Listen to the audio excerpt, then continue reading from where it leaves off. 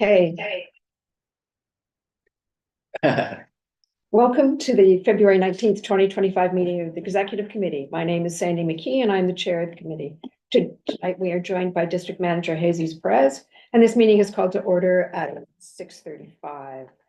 As a reminder, New York State law requires all committee members who are not able to attend the meeting in person to have their cameras on and their first and last names displayed for the time the meeting is called to order until the meeting is adjourned.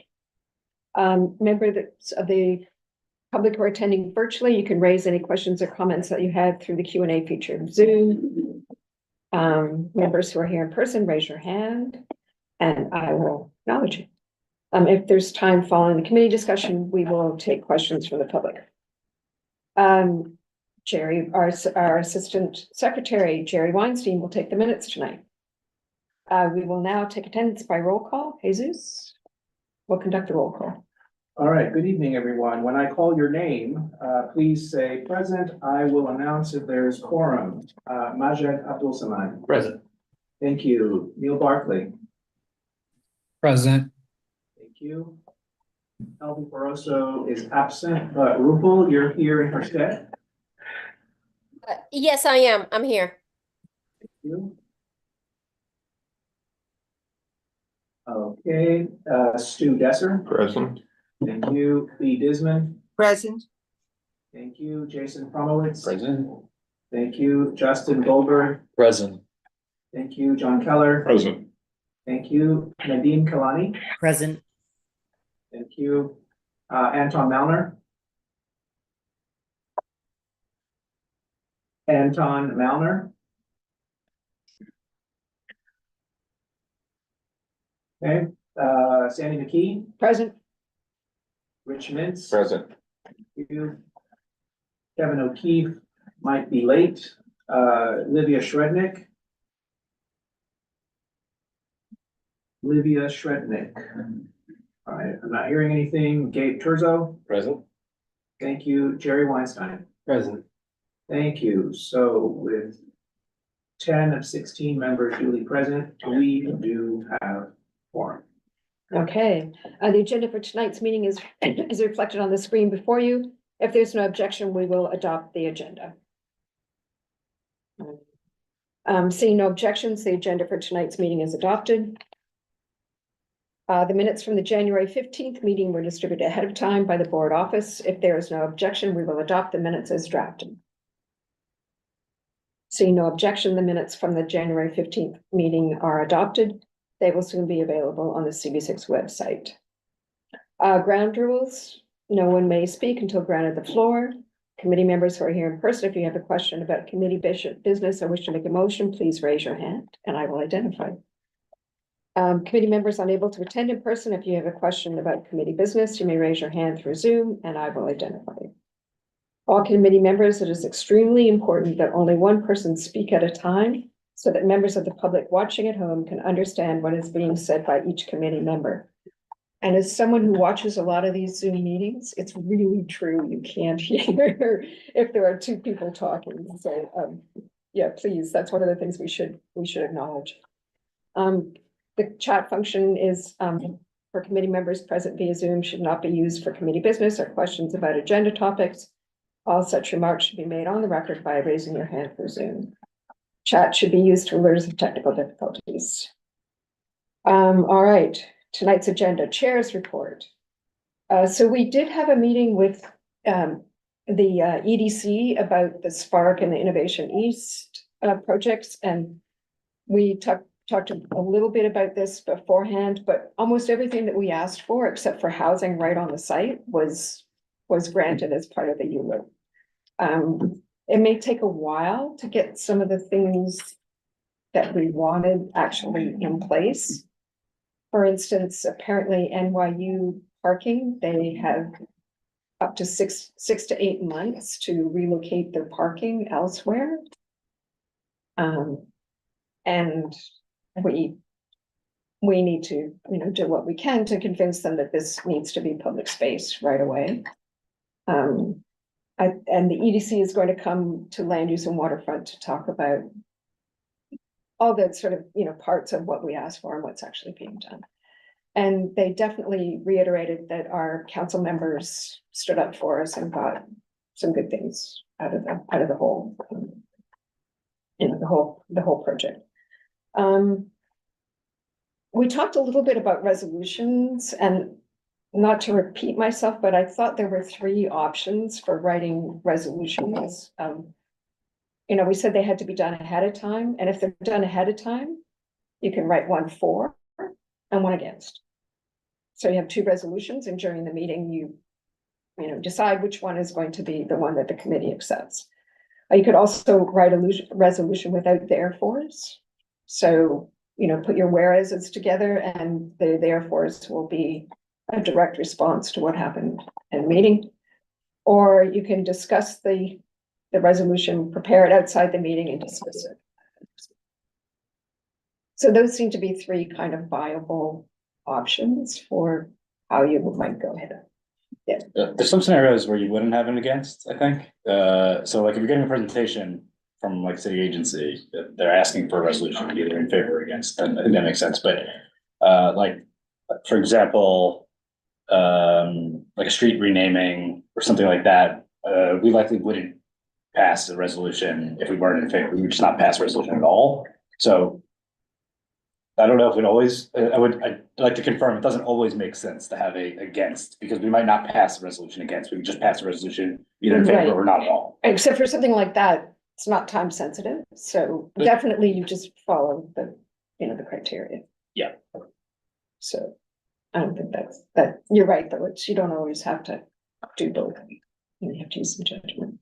And one of the other things we did talk about, like the budget issues, of adding that to the script so that every committee will discuss budget issues as part of their meetings. It seems like it's a really important aspect of what we do. Actually, tomorrow at Borough Board, they're passing a resolution that's going to be for the full borough. So we did get a chance to look at it, and it does coincide mostly, I think, with our positions. So How does that resolution get compiled? the borough president does Do they it. basically filter through all the submissions? I don't know. I mean, we sent them our letter. Yeah. And we actually asked, Jesus recommended that we ask for the FDR to be repurposing the FDR to be part of that overall resolution. But I think it's probably based on the borough president's priorities. And perhaps the BP should advocate a little more, vociferously for office space. Office space. Meeting Yes. space and things like that. I will bring that up at the meeting tomorrow. And so, yeah, good news. We should definitely have a celebration about Spark and Innovation East at some point. Right now. Yeah. I think that's it for my report, Jesus. So the budget request thing, adding that to the script, is that like, we're doing that, or is there? Any, just, any thoughts on that? So, what would that look like? Well, just, budget requests, are there any new requests? And actually going back over the old requests, or, and that's gonna, I think, give a little bit of a description of what's been happening, but, it's really just to make sure we are on track throughout the full year. So, maybe it's right before new or old business, just a reminder to the chairs that this is, because we had our response, and not all committee chairs answered. So when you say adding it to the script, you mean adding it as a standing item to all committee agendas? yes. And, we can see how that works, if that's a viable. If we had new budget requests, there wouldn't be any action on that until we're putting together the budget requests, or would we add it to the I think air table? you can let the budget committee know. And as I pointed out, you don't actually need a resolution for a Right. budget request, but you need the agreement of the committee, and then they document what meeting it happened at and Got it. what the request I was. see. I like that idea because I know I was pretty deficient in addressing budget requests when I was chair. committee, so yeah, I think it's a good idea to have it on the agenda, even if you just say, well, tonight we're not gonna, we don't have anything on it, you have to face the fact that you're ignoring. Yeah, similarly, I've been ignoring it. No, yeah, And I think we need to understand what we can have as a budget request. And there was also some of the budget requests require more work by the committees. Maybe a full board, there could be a 5-minute seminar. Well, I think Nad's going to give us an update tonight. Nad, is that true? Yeah, I can talk through some things we're thinking about in our committee. I was planning on doing it during my part, so I can do it then. You're actually number 3 on the agenda, Perfect. so. Okay, and any other comments or? Oh, I guess one other thing, the applications for community board are due February 28th. So anybody who hasn't finished it yet, and anyone who knows someone who'd be a good addition to the board, please encourage them to join. I believe we have 4 or 5. We're not sure, Or possibly 5, possibly 5, yeah. maybe Positions. more depending on. Wait, I have a quick question about that. So out of 50, there are 4 or 5 potential open seats. Right, So somebody applying would, I mean, there would be some space, not necessarily huge amounts of space, but okay. Okay, gotcha. Yeah. And it's not guaranteed that everyone who's on the board gets assigned back, but Yeah, of course, yeah. it's a little bit unusual. Okay, yeah. It has happened. That's not very common. Yes, it has happened. But it's worth applying still for a new person that's like Absolutely. interested in the community and says, yeah, so it's worth applying. They're not gonna just apply and not have any. Yeah, there'll be an interview and at Okay, least you learn more about the process. Yeah, okay, great. Do you have a sense of how many folks applied to be considered for our board? I don't, The yeah, application period hasn't closed yet, but normally the borough president's office, once it has closed and they tallied up all the applications they've gotten, will let us know. Got it, but they wouldn't give us a progress report, so we know whether we have to be more aggressive in recruiting and going out in our. Not yet. No, they typically don't do that. They usually take, the responsibility of recruiting and doing all of that. I will just say, when I've done interviewing recently, there'll be like 10 meetings of like I don't know, just there's a lot of interest typically. I don't know about our community specifically, but it's competitive, so. Yeah. But always good to have high quality people interested that want to apply. absolutely. The BP's office does a phenomenal job on the ads on the link kiosks. They're Yeah, very yeah. funny. That's how I found out. Yeah. Make it better in Manhattan. It's really, I like it's that. really clever. It's Yeah. really, I chuckle every time I see him. Yeah. Okay, all right, Jesus, sorry, down to you. Thank you. I guess so as a great segue from the budget request stuff. You'll probably be hearing from the office, regarding the district needs statement. If you all are familiar with the budget requests portion of the statement, but there is actually another part of that statement, narrative parts about various policy areas and how they relate to our district. And that's technically where the budget requests live in this larger report. We have been doing better about paying attention to the budget requests portion of this report, but we've unfortunately been neglecting the narrative portion, the essay portion of this exam. So what the office is doing is the office is putting together a Google Doc that has the current, and by I say current, I mean, it could be several years old, but the current iteration of what we've got in the narrative portion for various policy areas. And we're giving it to the committees so that they can, as a committee, look at it, review it, see what needs to be updated, see what needs to be changed completely, see what needs to stay. And that way you guys know what's in it and you get to become more familiar with policy areas that relate to this district. And you help us submit a document at the end of October that is as up to date as it possibly can be.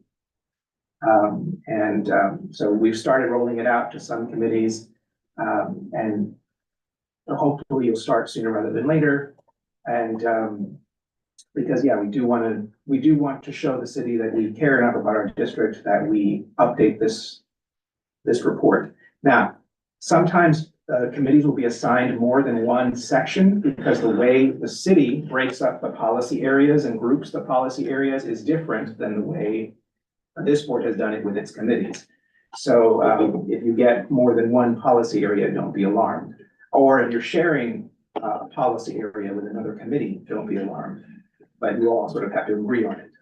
But we'll send you some more information. I had Brendan do a brief introduction for like how to do this to the health committee. So we can either have your particular committee liaison talk to you about how to do it, or you can watch Brendan's. But we'll be rolling those out in the next week or two. Some of them are coming out imminently. So while yes, you have technically a few months to do it, I would advise not waiting because the closer we get to the budget deadline, the busier it will be. And the snippier you guys are gonna get if we don't get it back. And already, housing shares theirs with health. So there was a little bit of a like, can we eliminate the housing portion? Yeah. Maybe not. So, yeah, there's, coordination. Good right now. Yeah. Has to. And I know there's some concern about whether the agenda for housing is already too packed, but it never hurts to take a few minutes just to at least know how to do the thing. Yeah. But that's all up to you guys. Well, it's gonna be on the script, so Yeah. you can say what you want, yeah. Can I assume it doesn't need to align 100% to the budget requests, and that like there may be things in the needs that are not budget requests, and there probably shouldn't be things that are budget requests but not needs? Yes, and in fact, you probably can consider them two different documents, but they do live in the same report. You can think of it as, this is a report that shows how well we know our district. We are writing an essay essentially on policy areas as they relate to our district. Public safety, health, transportation infrastructure, parks, this is where we need to get professionally knowledgeable academic about our district improved, that we really know what's going on here. So yes, it's not like everything that you write in the narrative will automatically turn into a budget request. Yeah. You don't need to worry about that. And I wonder, Gabe, did you want to give a brief report on the resolution, the chart that you made? Oh, yes. I didn't know where this was going. So, yeah. So yeah, I just made a spreadsheet that's a good tracker for all the resolutions that have been made in the last, I think, 14 months. And I pulled out Paul, just because I didn't think that made sense to include them. And essentially, we're gonna have a list, we can add to it follow-up attempts with, the agencies, a little bit of detail. And this is just an attempt to sort of, I guess, quantify and institutionalize accountability for the agencies that we're reaching out to with these resolutions. So I think the first step was just to give everyone the link, let the chairs look at it, and then it'll be up to the chairs to really prioritize which resolutions that they would, you would like to spend the most time on. And then if there are follow-ups that need to happen, I'm happy to do that for you. Or you can do it, but we'll keep it all in one place. And then we could also use the full board meeting, ideally, while we have representatives from the electeds or the electeds themselves there to kind of hold their feet to the fire, and we'll have a more systematic way to do it. If we asked you on X and Y's date for, Z thing, where are we with that? Can you follow up? So this is gonna help us get what we want and what we've asked for from the city and the state. And just to follow up on that, for instance, the budget committee asked for follow-up on the redistricting. So it was a question at full board, and I'm going to bring it up at borough board. So they've already identified that as something that they want to keep. How did you, what data did you use to populate the? So I pulled the Airtable out and put it into, essentially I put the Airtable into a Google Sheet. And then just added columns for follow-up to the right. Well, I'm glad to hear that, because yes, one of the things this board needs to do more of is sort of really look back once and not sort of keep going forward with more resos. We don't live in the past. Yes. Because the reso tracker that we have was supposed to be a reso database and tracker, but the tracker part kind of fell by the wayside. It just, you guys have so many that it's too much work essentially. If this thing really has legs and takes off, we can see about maybe building it back into the Airtable, so it all is in one place, if you think that's, Yeah, I would caution it. It looks like I made it, not like Jason made it. It's a little. It could be cleaned up. I think That's a compliment, but I'm not sure. Oh, definitely. but I think it also, you know, Most if I can definitely. editorialize a little bit that with resos, as with budget requests, less is more, because so much work goes into the reso is the beginning of the process. So much work goes into actually following up on these things that if it doesn't like really burning hot mean a lot to your committee, don't mistake what is interesting to write about with what is actually like useful and, you know, relevant to our district. But I mean, because I can't tell you this NYU parking lot to be a park thing. You guys have been, it's been in your sphere for like 20 years, but we have been plugging away at this since 2018. It's like, it takes a lot of work. So churning out more resos only to never look back. I'm not sure what good that does. Although I will say, Spark is incredibly fast. Yeah. And then everyone commented on how fast, and, you know, we did 3 different resos just trying to keep up with what was happening, so it does. There's certainly. Yes, so in certain cases, I'm not, again, no, this requires judgment. I'm not saying never, no more, but to exercise good judgment with how many of these things you do and why. Okay, so I think, discussion of CV6 budget requests. Nat, if you wanted to sort of, give us a bit of an update. Yeah, so I want to thank everybody for cutting the responses in. I would say one thing that if folks haven't had time to look at the requests, hopefully it encourages folks to do in the future. So if you recall, this past fall, we spent a bunch of time just cleaning up the request and streamlining it and really just making them sort of more built out. And I think that really showed up in the responses. I know people who've been on the board for a long time probably just don't think it's a good use of time to look at the requests, which to some degree historically I sort of understood.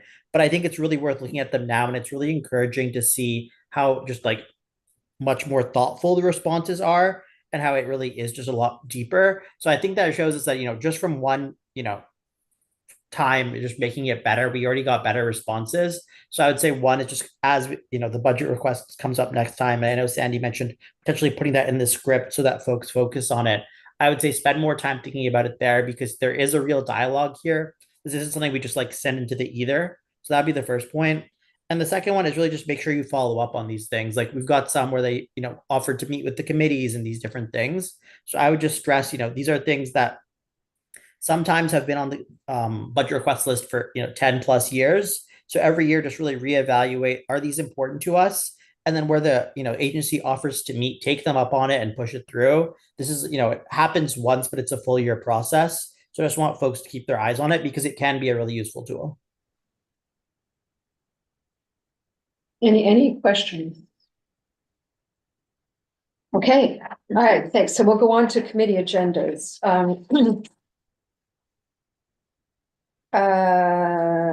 Transportation is first. What we've got now, I don't know what it is offhand. Forget. Wonderful. Okay. So we've got Can you make that up? no parking in front of 405 East 54th Street. That's a revisiting of the previous residential loading zone. I know parking resolution that was kicked out of, was voted against in full board. Since we now have the policy on how we want to evaluate these, this is tempting to revisit that. I expect it'll pass through committee, hopefully without opposition. And then we'll see what happens at full board. Then we've got 25th Street between First and FDR Service Road, by Kip Bay Plaza. We'll have a resolution, a draft resolution on that. We discussed it last meeting. Then we got, 34th Street Busway, again, discussed last week. We'll have a resolution on it. And then lastly, NYPD 17th precinct put together a report on the most dangerous intersections in the district, and we want to discuss what to potentially do with that. Possibly a resolution, although to Jesus' point, I have some concerns about too many resolutions asking for safety improvements at sort of a short period of time. So we're gonna try to figure out what the right way to handle it is. And I must say that previously, when these have been identified, we've just said, you know, these 5 DOT, look at these 5. Well, you don't need to come up with solutions because obviously, Yeah, that was it. yeah. So that nothing wrong with, look at these 5. That's a pretty concise resolution, right? Okay, any questions for just, all right, next we have Parks, Landmarks and Cultural Affairs. Hello, so no meeting is scheduled for April. We did have someone from Parks, Elizabeth Macelas. She reached out to us about an art project that will be on Park Avenue between East 34th and East 38th Streets. It will be there from May 2025 to May 2026.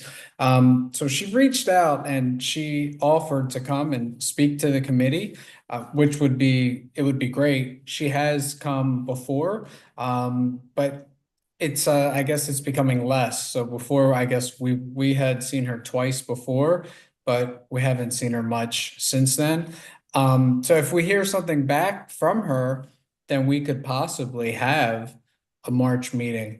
We haven't heard back from her. You know, we're already at almost the 20th, and then our meeting is the first Tuesday of the month. So as of right now, no meeting, but if anything changes, we would love to have her here and to be able to speak with her and to hear about the project, especially because in the past we haven't heard much recently. And Neil, I mean, the reports from the Parks Department seem to be very popular with our community. Is it worth having a meeting just to do that? I mean, I guess it's something to, I guess, like, think about. I think, yeah, I mean, I think it's something to think about. I think oftentimes, like, the Parks Department, they don't necessarily have anything that's new that, you know, that they're sharing. And then I could go back, I guess, to see like what community participation is. I think one thing may be about like parks not sharing new information. There are a lot of people who join from the community who are frequently in contact with the parks, you know, like Stuyvesant Park Neighborhood Association, Sutton Place Parks Conservancy, St. Martin, all of these different parks, they're already in frequent contact with the Parks Department. But yeah, it's definitely something that you know, we could, you know, look into. I mean, if it's something that's beneficial. Okay. All right, next is public safety and sanitation. So, it's all tentative. We're waiting to see what happens in events for the next week, but, there's new policies in the city under the Adams administration on both, generally allowing, non-local, officials, law enforcement agents into facilities. That's changed, and, now Adams is allowing ICE into Rikers. I don't think amongst the committee that's gonna be a very controversial issue, so I think that would just be a brief discussion. And then we can talk about a resolution. We know where our elected officials already stand on this for the most part, so it's just a matter of giving them some extra support from the community. The discovery rules, the district attorneys are all pushing for a sort of rollback of the new discovery rules. It's sort of, I think their position is that the pendulum has swung too far the other way, so now they want to center it. So it used to be that, that the prosecutors could wait until the last minute to hand over evidence to the defense counsel when it was too late to actually assess it, or refute it or anything like that. The legislature then just said, let's go the other way, and you've got basically 50 days if you're, if the defendant is in jail. You have 65 days if the defendant is not in jail, in order to hand over everything. The DAs, for the most part, are not contesting the amount of time, or to some extent, they're not happy with that. But the rules are very strict, so if they don't hand over everything, including what they consider to be inconsequential, then the case can be just dropped. It's trickier than that, of course, because what they think is inconsequential may be consequential. So it's a kind of controversial topic. So I'm hoping that we can bring people from both sides and maybe a sort of neutral observer in to talk to us about that. The Department of Buildings handling of sidewalk sheds. This is the park, sidewalk sheds and parks. DOB, there was a little confusion, but DOB says that they will have a discussion with us. They'll talk to me first, and then they'll bring someone to the meeting. So if that happens within the next, let's say, 5 business days, and that will be on the agenda and probably a resolution. And more than that, there may actually be a simple solution. I don't need to be hopeful, but it is not inconceivable that this was simply a simple problem that no one ever cured. So we'll see. Bikes on sidewalks, the 2 members of the committee are, I believe, drafting 1 or 2 resolutions about that. We've already had plenty of discussion on it. So they can bring their resolution to the committee and we can have a brief discussion and vote on it. Department of Sanitation's rules on the bids, and neighborhood association containerizing trash. There was a hearing on February 10th with, I'm gonna say, a couple hundred people, witnesses. And the same number of witnesses spoke against the rule. So I don't know that this is gonna go very far. We need to discuss it, but we'll see if DSNY comes out with anything consistent. Basically, what they're saying is they're requiring the bids who empty the trash containers on the corner and put them in plastic bags on the street. And they're saying, no, you can't put plastic bags out any place anymore. You have to put these in containers. So they need containers next to the containers. Exactly, and hundreds of them, and they don't have the budget for that, and then with some of the neighborhood groups, they don't even know where the trash is gonna be, because they're just collecting it off the street. So they're saying, we'd have to roll these things around with us. And the argument that they're all making is, we're doing this because the Department of Sanitation isn't doing it. So we're doing your job, you make us do this, we're gonna stop doing it, the streets are gonna be dirtier.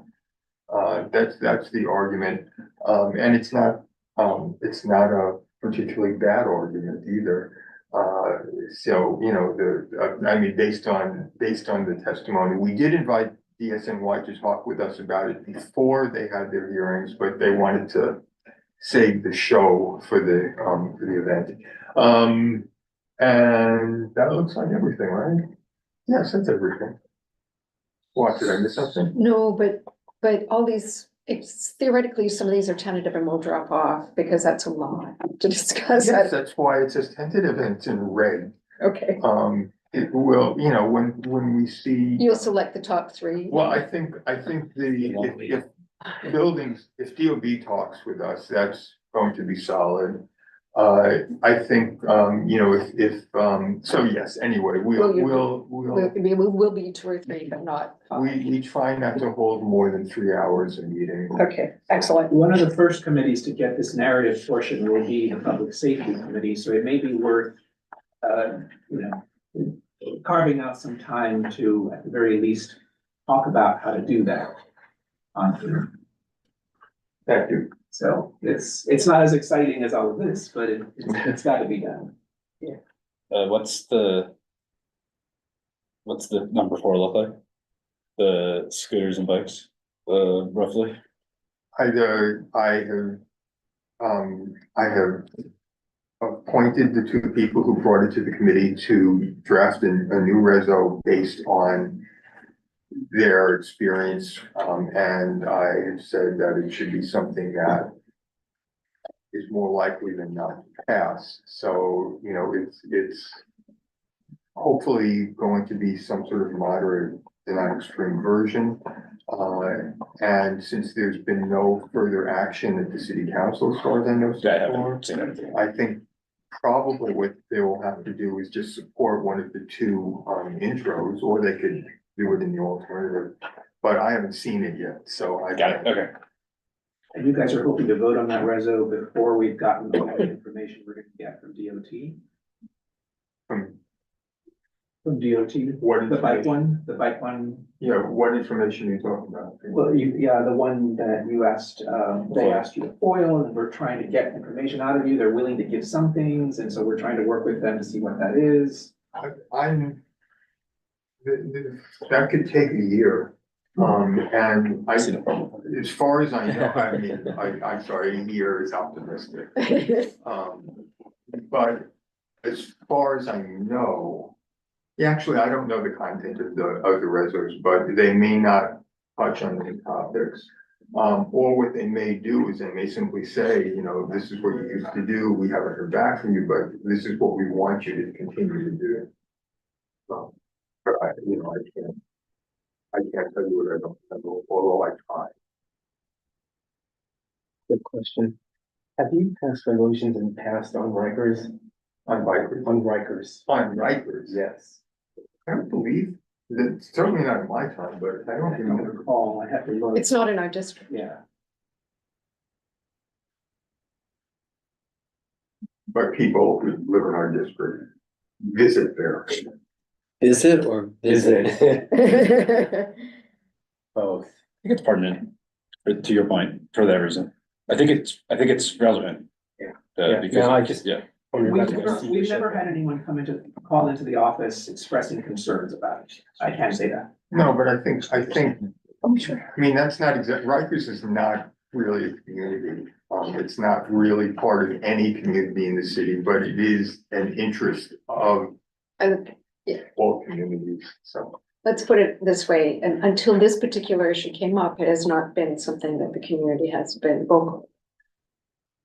perhaps it would make sense to, instead of referring to it as Rikers Island, talk about it as like, Complex. no, because it's not just theoretically, it's other city prisons. So maybe referring to it as Oh, that's interesting. access That's to true. city prisons. I mean, Rikers is the specific, but you're right. I assume they have, it's not only Rikers that ICE has Yeah. been given access, it's all city. Rikers prisons. is the breakthrough. It's the You know, break, right? It's But not it just, doesn't- it's not just what's going on in Rikers, I mean, there's implications. So for instance, if you have police officers who have a particular political viewpoint, they may make an arrest that they would not have otherwise made. It could be a false Right, arrest, yeah, it could yeah. be a justified arrest that wouldn't normally be made in order to get these people into the ICE, view, you know, the viewpoint, the view of ICE. So, you know, there's different ways that this has implications. It also involves the degree to which community members trust or distrust the police. And if you don't trust the police, you don't report certain crimes. You know, if Spousal abuse, et cetera, et cetera. Yeah, Exactly. that's definitely it. Contagion. So do we modify just, that it's all, I mean, I'm not sure what we call them. Well, they're all technically tentative, so I guess, why don't we see if I it think the actually? question is, do we not call it Rikers? But do we Right, call- we But make I it more believe generalized. it is specific to Rikers. though. Including and not limited to. Should we, Is it? I would say, Department of Correction Facilities? well, again, the breakthrough is that there hasn't been. Right, and I believe we're still under a consent decree, so I didn't even know how one federal entity. Let's not discuss the Yes. issue here. Let's just Yes. revise the, the title to be meaningful for people who want to attend. Well, when we get closer, we'll look at. Okay, okay. Budget and governmental affairs. Yep. So as Jesus mentioned, there's a citywide statement of needs. So we'll be getting that and we'll be going through it. That's 1 and 2. And then in 3, this is it's by Councilmember Williams.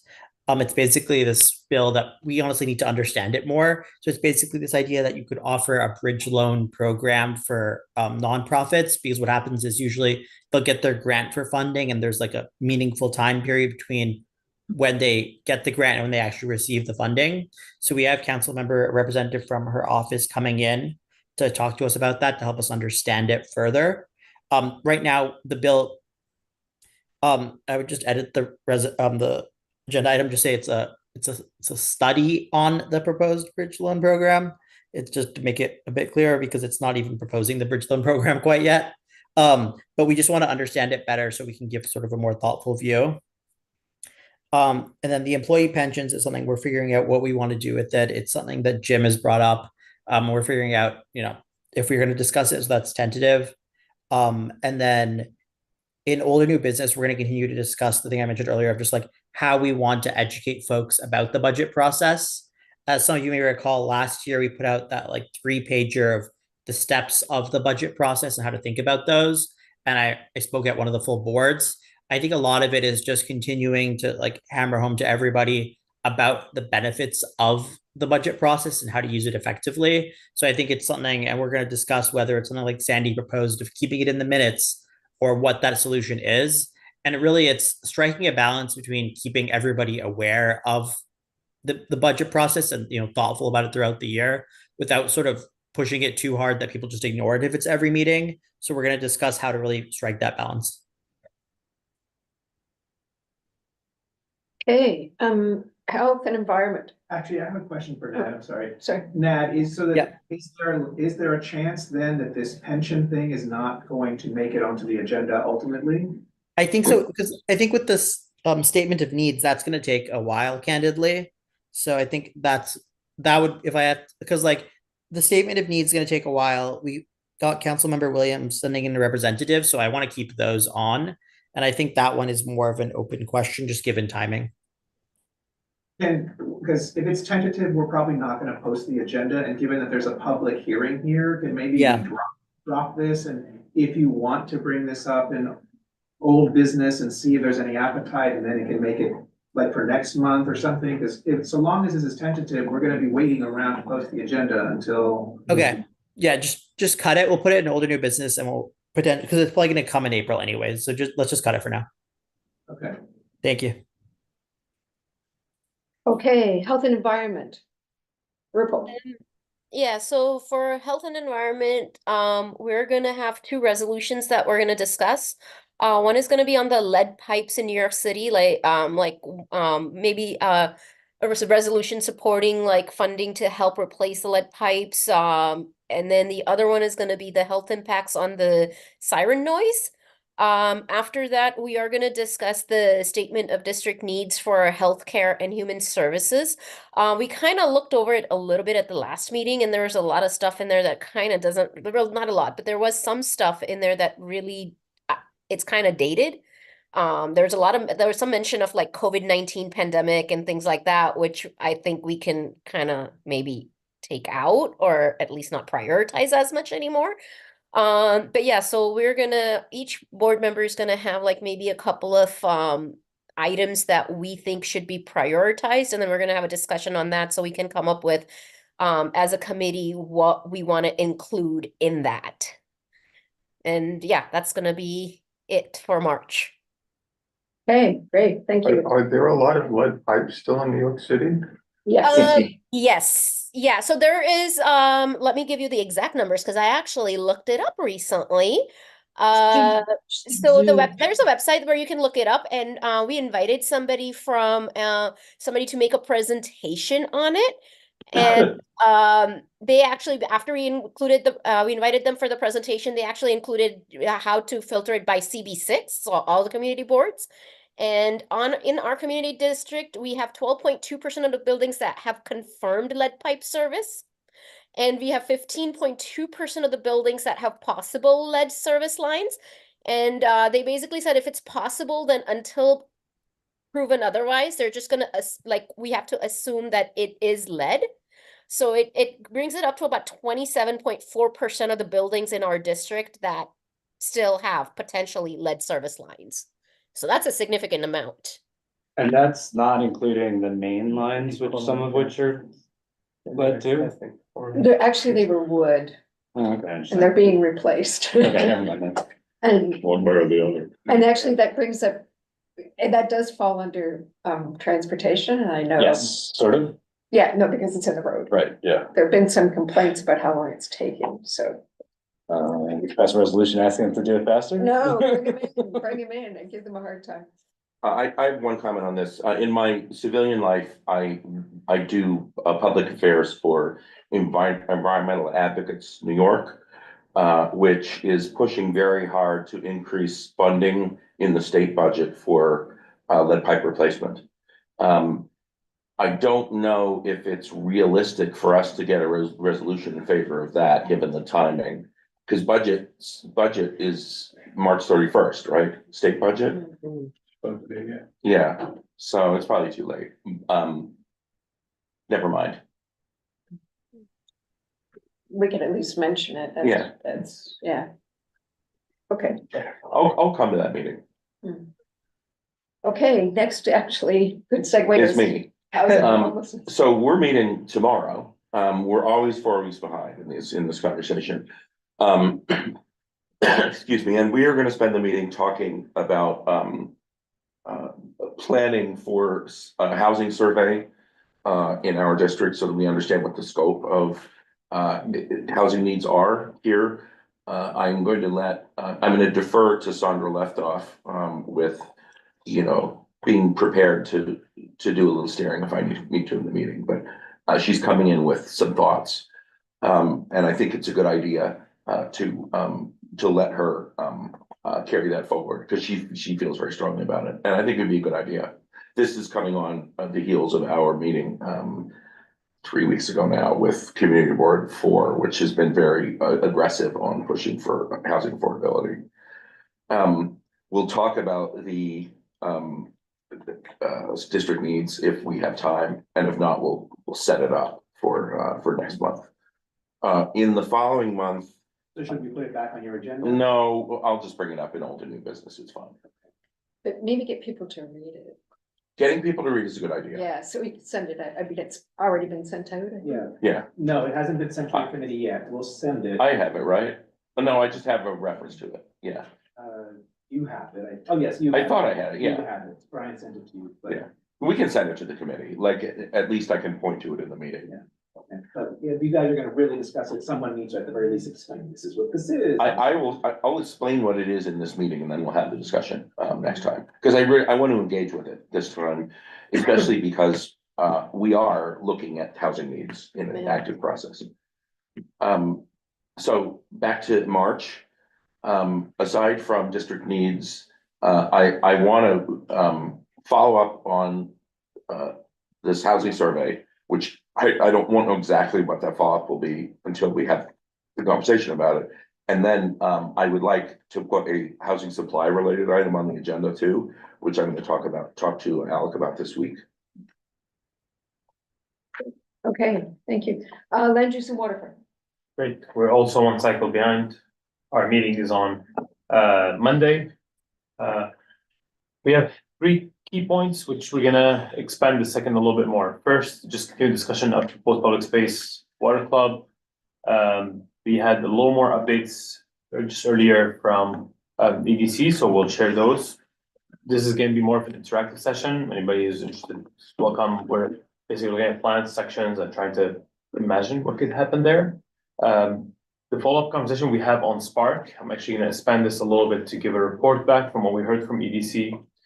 Then we want to discuss traffic impacts. That's one of the unresolved points. So just so you're all aware, I feel like this falls into multiple committees' purview. We're gonna talk about programming, educational programming, what they're offering, and it's actually very exciting to see.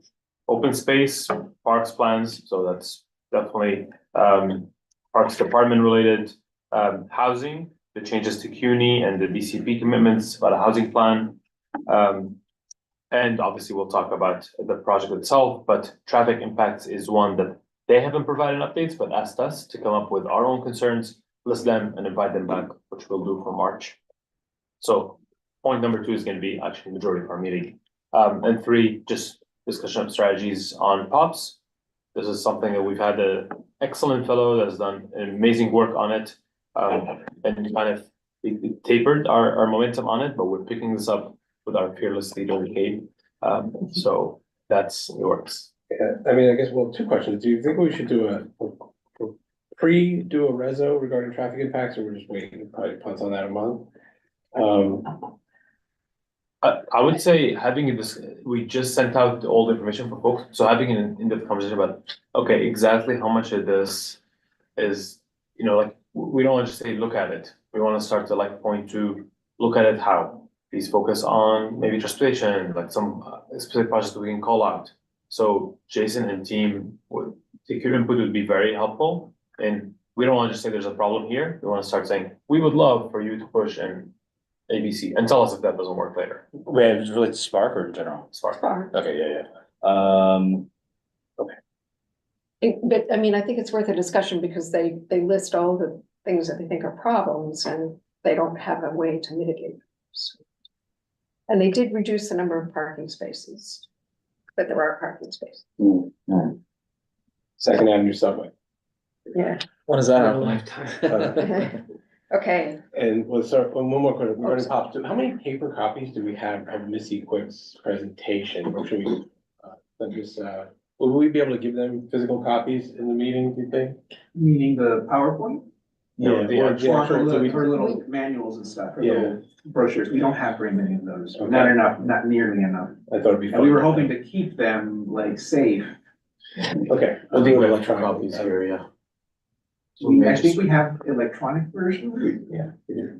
Yeah. And we'll give them back, maybe, but not enough for everyone though. That's just an idea, disregard. And I know there was a discussion of the 197A at the last meeting. Is there any follow-up on that or? So actually in the old and new business, I'm gonna ask, we have kind of a subcommittee that we formed for Beth Israel. So group that's looking back at what the board has worked on in 2019.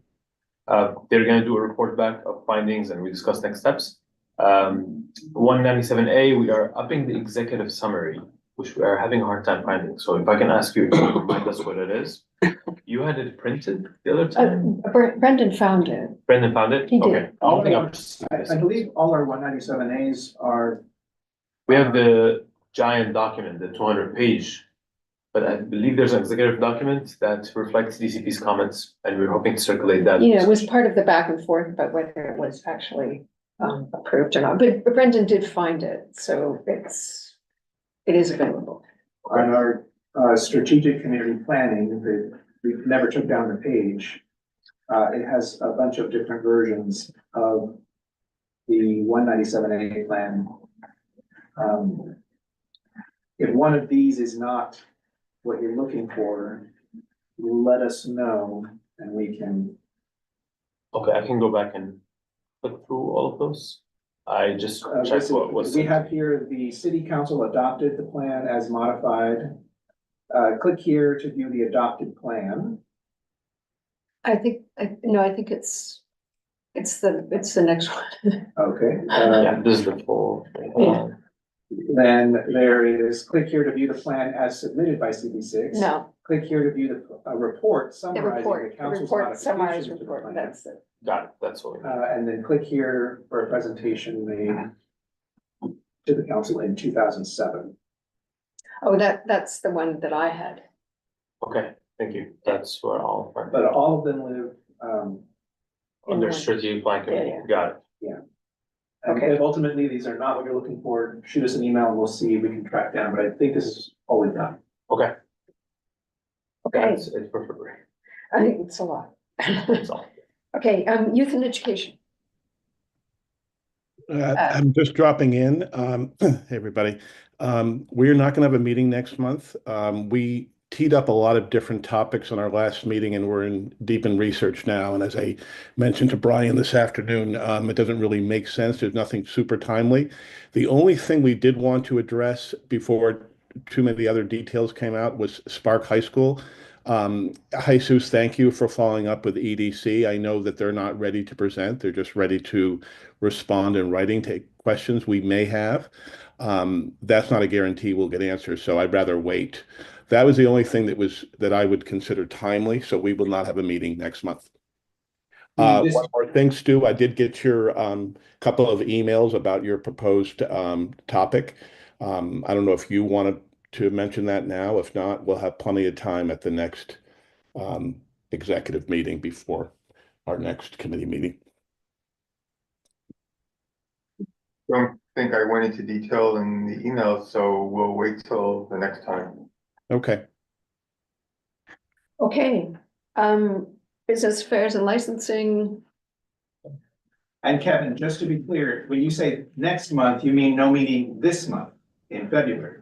That's correct. Sorry, yes. The next meeting, not the next month's meeting. Okay, just to be clear.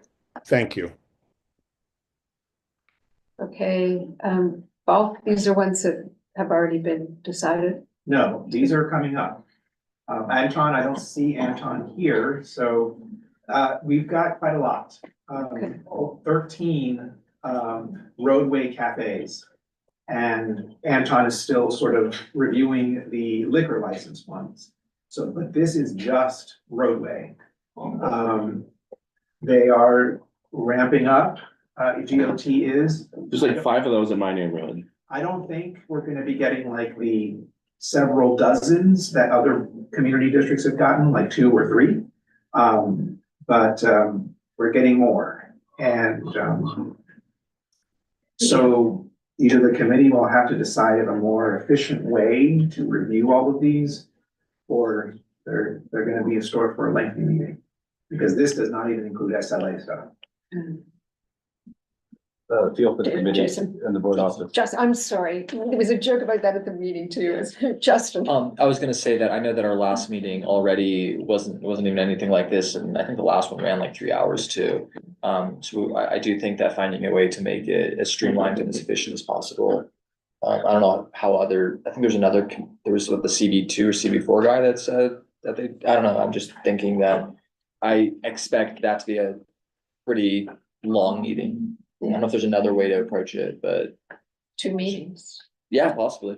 2 meetings. One idea, I have some ideas for Anton. I mean, I've asked for some time with him to meet. One idea might be to sort of treat this, because most of them, the committee has not really had any objections to or any substantive comments on. For most, to treat them essentially like DOT treats them during their public hearings.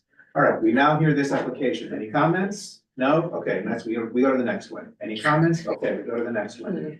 And then only for the ones that are gonna have actual comments, do you actually spend some time? Because the majority of the resos we've been sending back to DOT on these dining out have been essentially no comments. So there's no sense in spending, several minutes on each application if it's just gonna be in the end, no comment. One more thought on that. Don't we often, with these ones, I'm pretty sure that we write the resolutions, let's say we approve it, or don't we write the resolutions during the meeting? Is there a way to draft resolutions before the meeting and then formalize it in the meeting in order to reduce that amount of time?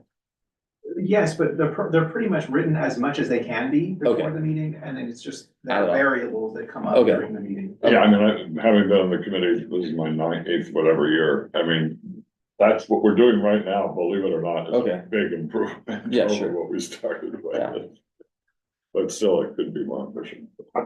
I would just add, not being on committee, that I recognize half of the ones that are on the screen, and they are all replacing former dining sheds that were in the street that caused no problem. So like, these are familiar venues.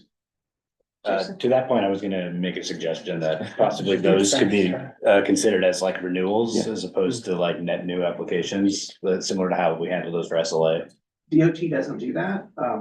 To DOT, the old program was the old program and is night and day from this. So we do have to, I guess we're not forced to, but they're expecting us to comment just on this new application, and that's it. They've even actually expressly told us, we will not take into consideration anything that happened under the old program. Really? Just, it has to stand on its own merits this time, on this. So we can't even say we have experience of this establishment being a good neighbor or anything like that. You can say good or bad, Yeah. they will not consider it Okay. in their decision-making when deciding whether to approve. But we can put it in as a whereas. Yeah. You know? When, yes, but what they will look at is the actual comment form, the official comment form we have. We attach that, the reso is. Where we check off the various considerations, yeah, okay. Yeah, but one thing when some community boards push back about like, hey, if some of them are bad neighbors, why are you not taking that into consideration? Yeah, They said, well, think of it this way, if they continue to be bad neighbors, we actually have jurisdiction over them once they're approved and in the program, whereas, you know, we didn't before. So that maybe that's cold comfort, but that's their attitude, so.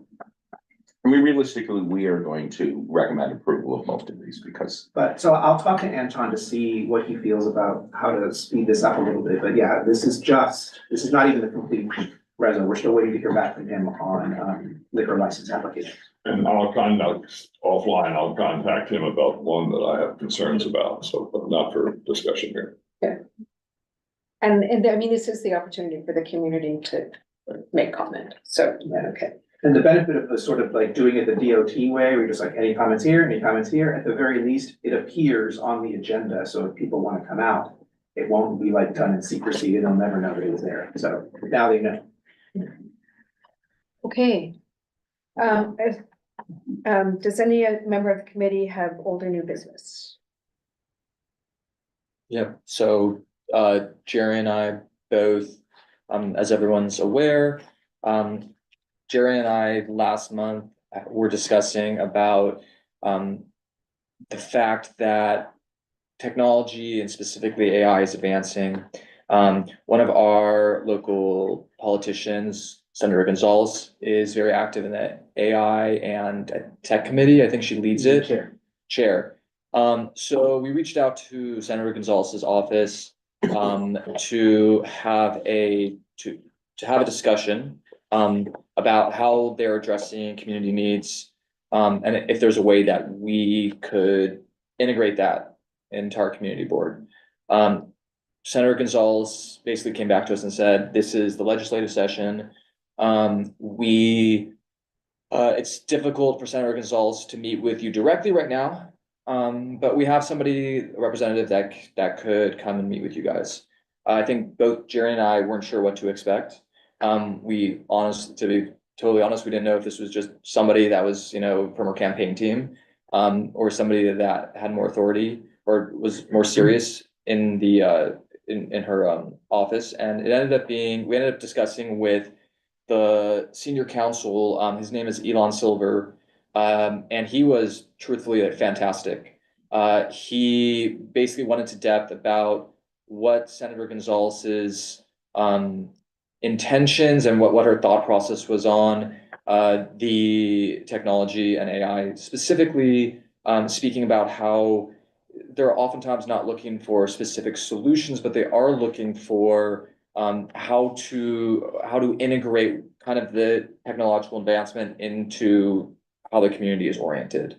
Jerry, do you want to add to any of that? No, I would only add that, again, there was something of a roadmap, going over legislation that she has sponsored in the past, and how really it informs every facet of her life, everything from workforce training to bias discrimination, how sentencing, so forth. So he was very, very informed about the legislative implications in a way that few staffers would be. Yeah, and to go even beyond that, to how, you know, like DOT and other groups in government organizations are considering addressing some of those concerns going forward.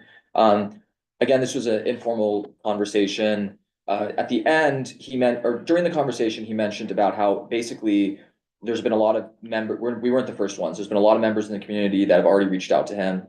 I don't know if he didn't specifically say if it was our community, but a lot of people in Manhattan, as well as a lot of the corporations that are in Manhattan, that are AI and tech adjacent. And so afterwards, Jerry and I basically spoke about how we could find a way to advance this within our own community. I, sent an email asking about the possibility of a technology committee. After some feedback, it sounds like that perhaps might be something that's too ambitious. But I still feel like the solutions that we come up or discuss in each committee, that might be something with 5G or how could AI advance this DOT initiative.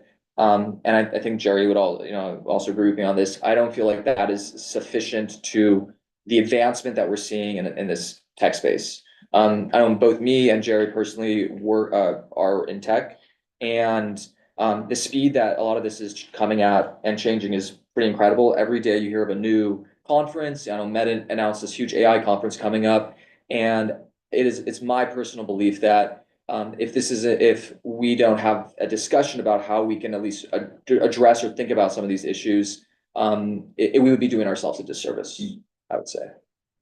Yeah, I would only add that the breadth is really quite something. Her acts really were addressing both discrimination and opportunity. So two sides of the coin. And there's a lot that we're going to have to deal with. We're already seeing across industry a shifting of employment.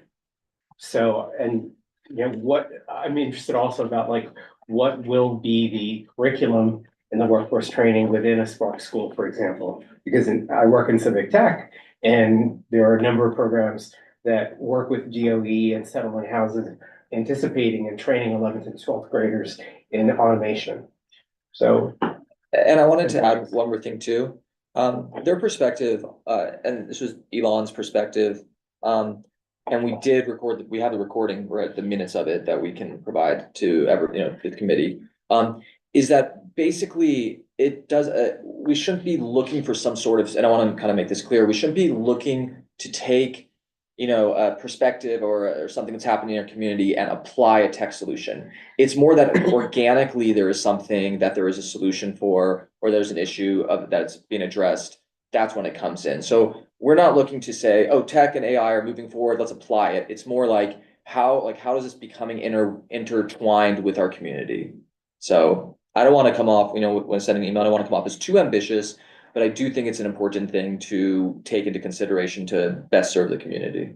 The senator's understanding of this seems to have evolved also, is that right? Has what, I'm sorry? Evolved. Remember in the beginning, Yeah. She had completely prohibited the use of certain, I'm not sure if that was her or if that was Andy Boris, because they have different perspectives on Alex Boris. Yeah, Alex, from my memory, Alex wrote the bill about that, what you were talking about, being like restrictive of, yes, I do think she also might have written a bill about like deep fakes. yes. With AI deepfakes, but I don't remember, I'm not sure where the intersection of that is, but she is on the committee. She wrote a bill last year that was approved by the governor about basically promoting AI, but being responsible too. So, but yeah.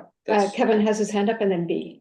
Yeah, this is such an important topic, but as state legislator, it was not Kristen last week brought up the fact that it's so difficult in AI to have legislation because, as we know, on the state level, it takes 2 or 3 years to get a bill through.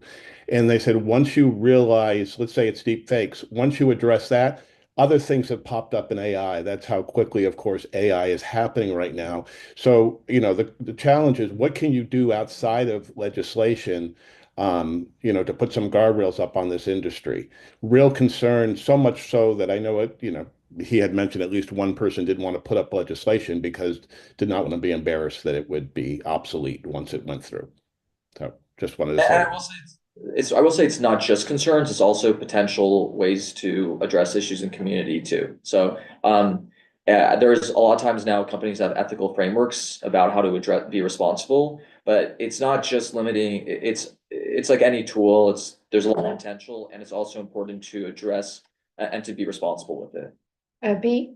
Yeah, so mine is not on the technology, so in case anyone has any other questions, I'll wait.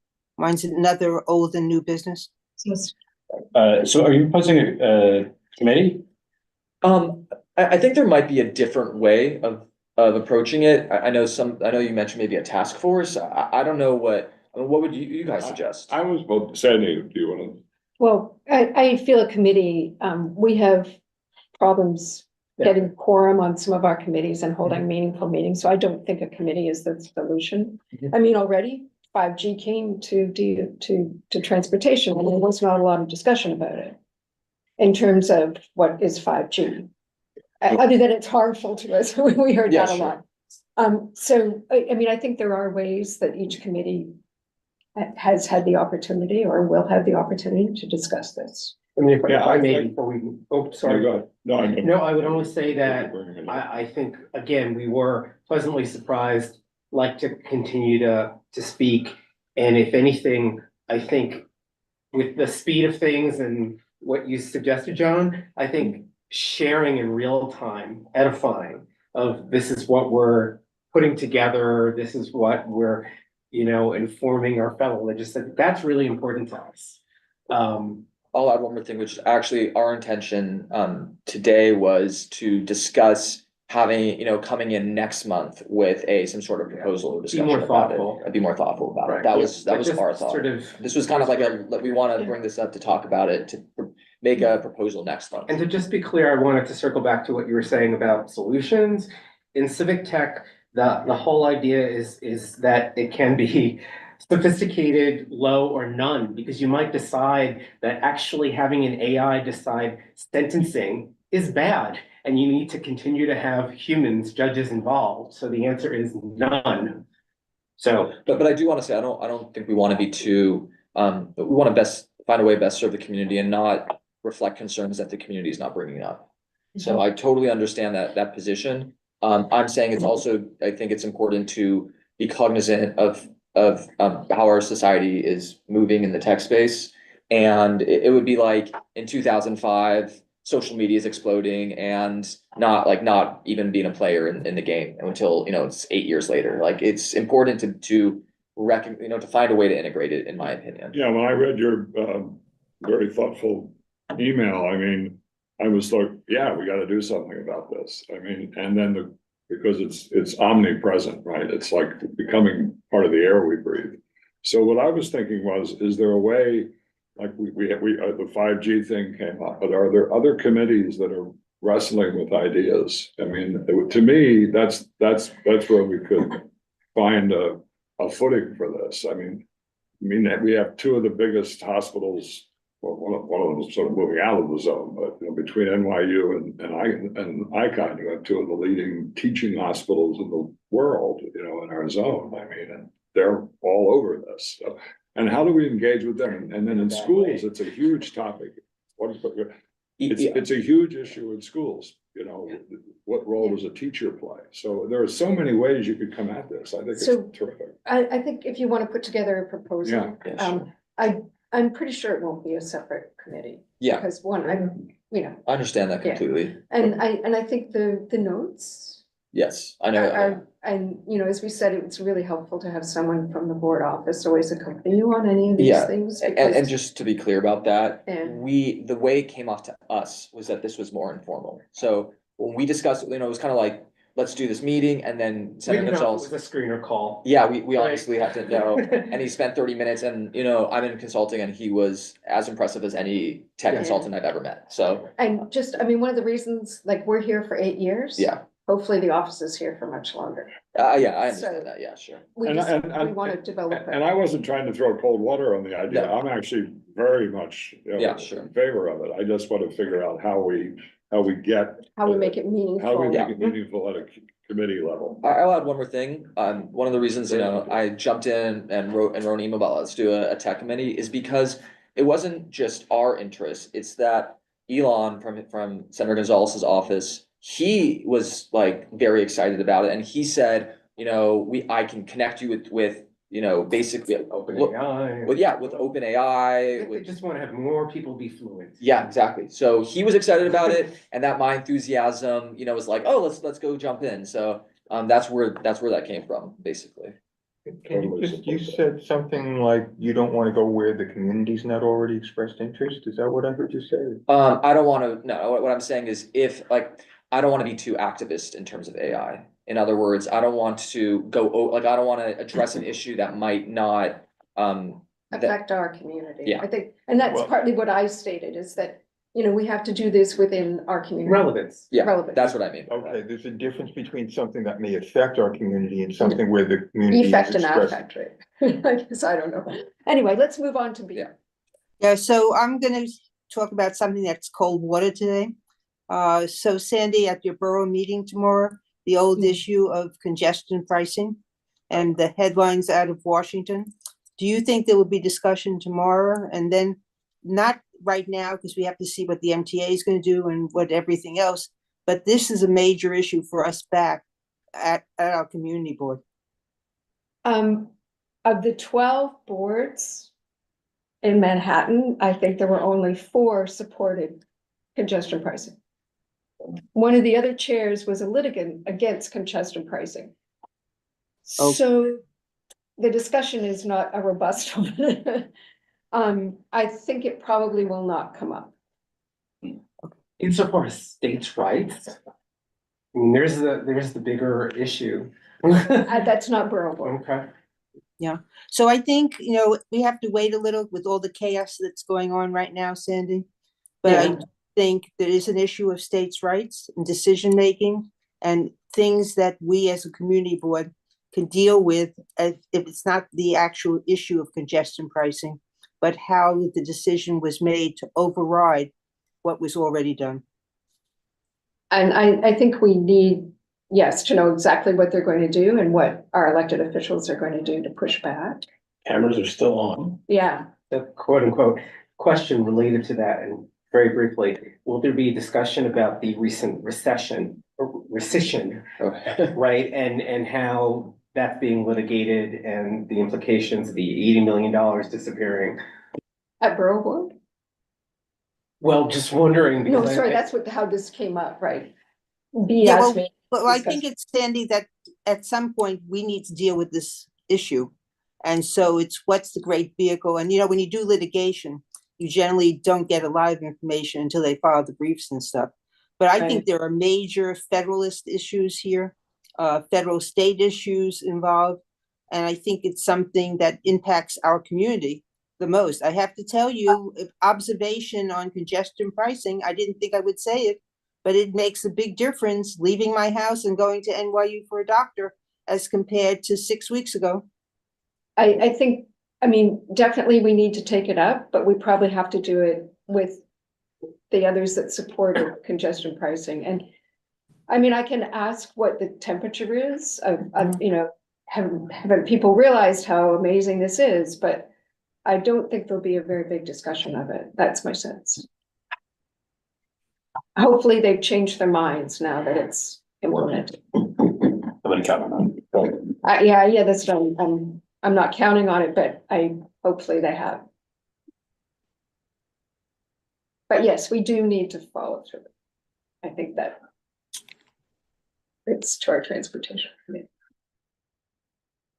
I have one more new business thing on you guys. Okay, I think we're done. Okay, very quickly, I know that, do we ever, kind of following up with OCM from last month, those slides and everything, and what's going on with, and our questions to them, and They do we- need more time, they said. We did follow up with Okay. them. We'll follow up with them again. Okay, yeah, because that was, I felt that was really important, and we came back to them with some, I think, real questions about specific legislative, Yeah, you know, and I wanna make sure they address the The questions, yeah. Okay. All right, if there are no objections, we will adjourn the meeting. Seeing no further business, the meeting is adjourned at 7:53.